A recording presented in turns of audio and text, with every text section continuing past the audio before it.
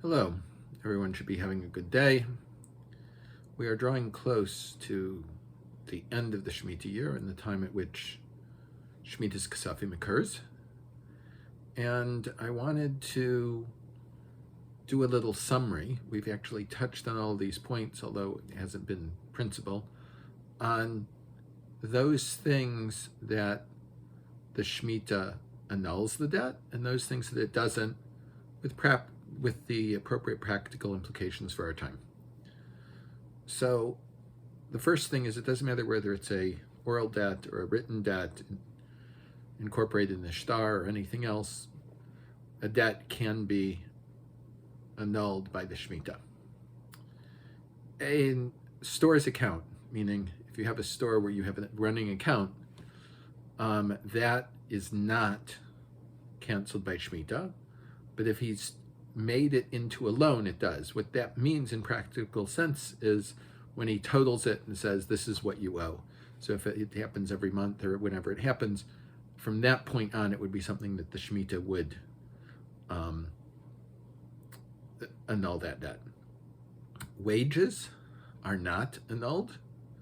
However, they're turned into a loan, they are. So in practical terms today, that would mean you're paid every 2 weeks or once a month or every week, whatever it is. And if it's by direct bank transfer, there's nothing to consider at all, because the point at which it's owed, which so to speak, the total is made of the wages owed, it's done, it's immediately transferred, so it would never be transferred on that point between the end of Elul of 5782 and the first of Tishrei 5783. So it wouldn't occur. However, if you get a paycheck and you do not deposit the paycheck in the bank until after Rosh Hashanah, you get the paycheck before and you deposit it, and you haven't deposited until after, that could be a problem. We'll discuss that. Checks in a little bit.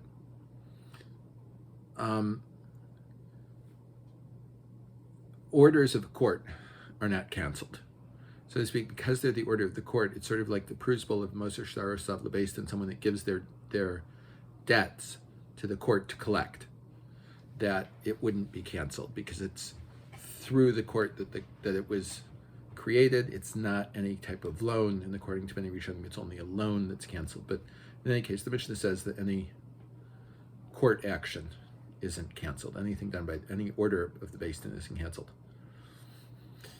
If you take collateral, and taking collateral in Jewish law is different than it is in thought of today. A mortgage would not be collateral. Taking collateral would be like a pawn shop where you give them something, or the borrower gives you something to hold until you pay back the loan. This is not that common today, but if it would happen, then such a debt would not be released in the Shmita year. So too, a commitment to tzedakah, or if a gemach gave someone a loan, that wouldn't be canceled in Shmita, because the tzedakah, the charity, or the free loan society is not an individual, and loans are only canceled between individuals. Now, concerning checking, a check,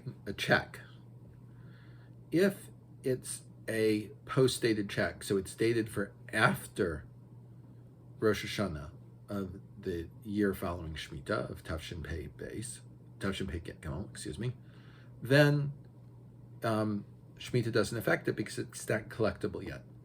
However, if the check is written and could be cashed before Rosh Hashanah but is not, this creates a problem, because at that point it becomes a loan, or some modern poskim say that a check is just like cash.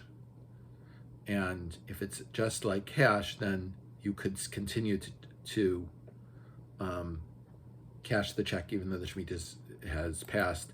In any case, if one he receives a check before Rosh Hashanah and wants to cash it after, one should make a prusbul on this, because it's not at all it seems that most opinions would say that such a check would be canceled by the Shmita. Now, bank accounts is an interesting case, because when I deposit money in the bank, I'm essentially giving the bank a loan. However, if it's a non-Jewish owned bank, then it's not an issue. I can loan them money on interest, and they can pay me interest, and the debt between a Jew and a non-Jew isn't canceled in the Shemitah year, so there would be no issue at all. However, if it's a bank in Israel, or a Jewish-owned bank, or perhaps even a partially Jewish-owned bank, or whatever, then there are a whole series of issues to be involved.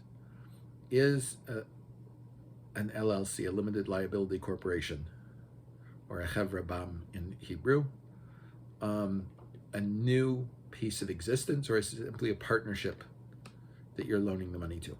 If you say it's a new entity, it's not an individual, and therefore there would be no issue of Shmita with it. However, if it's a partnership, which is the halachic opinion of most authorities, then the debt would be canceled in Shmita, so you would have to make a heter iska. However, to give interest, to receive interest, banks do a heter iska. That is to say, the Gemara says, I give half of the money as a loan and half as a partnership agreement. He's doing business for me with my money, and in return, he's doing business with his money, with the money that I've loaned him. So in this case, the money that I've given him is to invest for me, that would not be canceled by Shmita, but the other half would. So half of the money in your bank account could not be taken out if it's a Jewish-owned bank. The Radbaz disagrees with this, and he says that when you have this heter iska, it's a business loan, so to speak, none of it is released in the Shemitah year. However, everyone else says that half of it would be, and therefore the Shemitah would cancel the money in the bank account unless one made a prusbul. So these are the most common types of things, financial pieces that we would come up. Partnerships are not canceled. There's no debt. There's a partnership. There's no debt involved, and therefore it would not be canceled by Shmita. And remember, we were discussing in the past that when Shmita comes, and someone comes to pay back the loan, you should say Meshamei Tami, that I forgive the loan, and then the person should say Alf al Pi Ken, even though I want to pay you back. It's in the last Mishnah, I believe in Masechah Shvis. However, if you see that the person really can't afford it, then you shouldn't take the money back. However, if you are the person that borrowed it and you can't afford to pay back the loan, one should pay it back, because the Mishnah says, the Mishnah tests in the Perek Yud of Masechah Shvis, someone that returns his loan after the Shemitah year, the spirit of the Chachamim is happy with him. Everyone should be able to examine their financial affairs with a true, just eye, not only thinking about their own money, but other people's money as well, and seeing whether it's appropriate to receive a certain loan back, it's appropriate not to receive a certain loan back, whether it's appropriate to pay back this loan because it can be paid back. By the way, if you can pay it back, it doesn't matter how wealthy the person you're paying it back to is to, right? If he's someone that's got a lot of money or little money, meaning if you can pay it back, you should pay it back. And if you can't pay it back, then he shouldn't really press for the loan. He should say Meshamei Tani and actually refuse to receive it, as the story with the Chazon Ish is that when he saw the person didn't want him to pay back the loan, the Chazon Ish didn't press him to receive the loan.